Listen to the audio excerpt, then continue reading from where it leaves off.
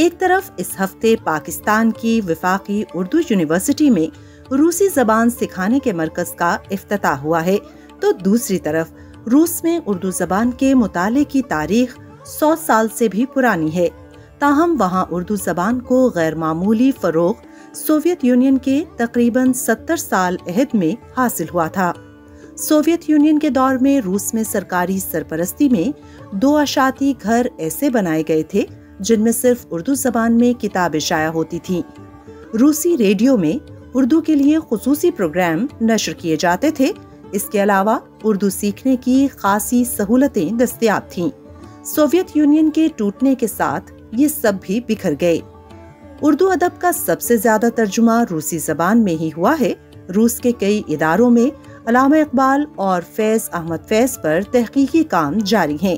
تاہم روسی پاکستانی شاعروں میں شاعر مشرق علامہ محمد اقبال، فیض احمد فیض اور الطاف حسین حالی کے کلام کو بہت پسند کرتے ہیں۔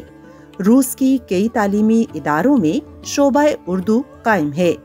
Moscow state institute of international relations MGIMO ایک معروف تعلیمی ادارہ ہے جو بین الاقوامی تعلقات اور خارجی سیاست میں مشہور ہے۔ آج ہم آپ کو ملاتے ہیں موگیمو میں شعبہ اردو کے طلباء و طالبات سے۔ صدائے روس کے ایڈیٹر اشتیاق حمدانی اور پاکستان سے آئے صحافی الماس حیدر نقوی نے اردو زبان کے طلباء و طالبات کے ساتھ ایک خوبصورت نشست میں نہ صرف اسٹوڈنٹ سے سوالات کیے بلکہ پاکستان کی زندگی، ثقافت اور حالات کے بارے میں طلباء کے پوچھے گئے سوالات کے جوابات بھی دیے اور ان طلباء سے علامہ اقبال اور فیض احمد فیض کی نظمیں بھی سنی۔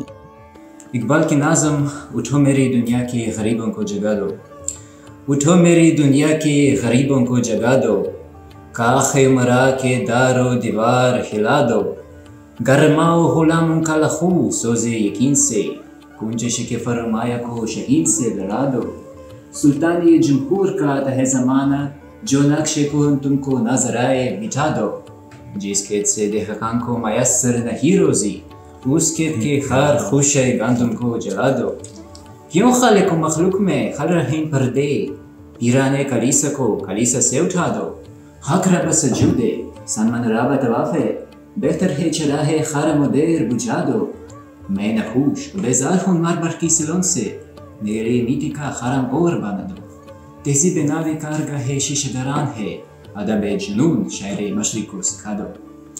روسی طلباء کہتے ہیں کہ اردو زبان ایک خوبصورت اور رومانوی ہی نہیں بلکہ میٹھی زبان بھی ہے جو پاکستان، ہندوستان اور دیگر علاقوں میں بولی اور سمجھی جاتی ہے۔ اس زبان کی اہمیت انتہائی وسیع ہے اور اس کی تعلیم اور استعمال کے لیے دنیا بھر میں اہم تعلیمی اداروں کی طرح روس میں بھی مختلف یونیورسٹیوں میں شعبہ اردو موجود ہے۔ اشتیاق حمدانی کے مطابق شعبہ اردو کے طلباء و طالبات انتہائی ملنسار اور اردو زبان اور ادب کی خوبصورتی کو سمجھنے کے لیے مصروف نظر آئے۔ ان طلباء و طالبات کے ساتھ ملاقات کرنے کا تجربہ بہت دلچسپ رہا۔ ان کی ذہانت، خواب اور خواہشات کو سن کر محسوس ہوتا ہے کہ انہیں اردو زبان اور ادب سے محبت اور عہد کی بنیادی اکائیوں کی مٹھاس کی تڑپ ہے۔ یہ طلباء اپنے تعلیمی سفر کے دوران مختلف ادبی شاعروں، نثر اور مضامین کا مطالعہ کرتے ہیں اور اپنے اساتذہ کی رہنمائی اور مواقع سے فائدہ اٹھاتے ہوئے خود بھی ادبی کام کی تخلیق کرتے ہیں۔ السلام علیکم، میں یکاترینا فناسوا ہوں اور میں طالبات ہوں ماسکو میں اور میں اردو سیکھتی ہوں۔ السلام علیکم، میرا نام انری ہے، میں بھی ماسکو بین الاقوامی تعلقات یونیورسٹی میں پڑھتا ہوں اور میں بھی اردو سیکھتا ہوں۔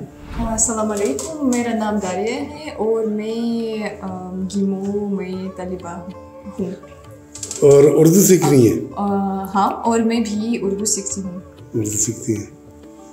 السلام علیکم، میرا نام وکا ہے، میں گیمو کا طالب علم ہوں اور میں اردو ہی سیکھتی ہوں. ادابرس میرا نام لونیا ہے.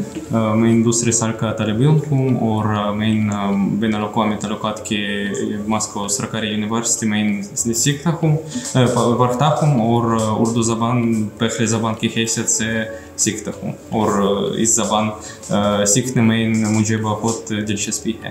میرا نام جیم ہے.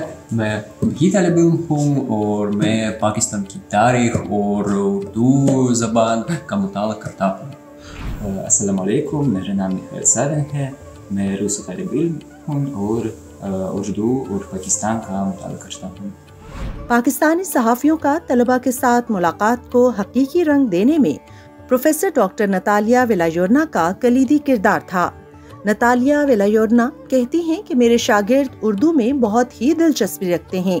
اشتیاق ہمدانی سے بات چیت کرتے ہوئے اردو سے اپنے شوق کے بارے میں نتالیا ولایورنا کہتی ہیں کہ اردو سے میری پوری زندگی وابستہ ہے.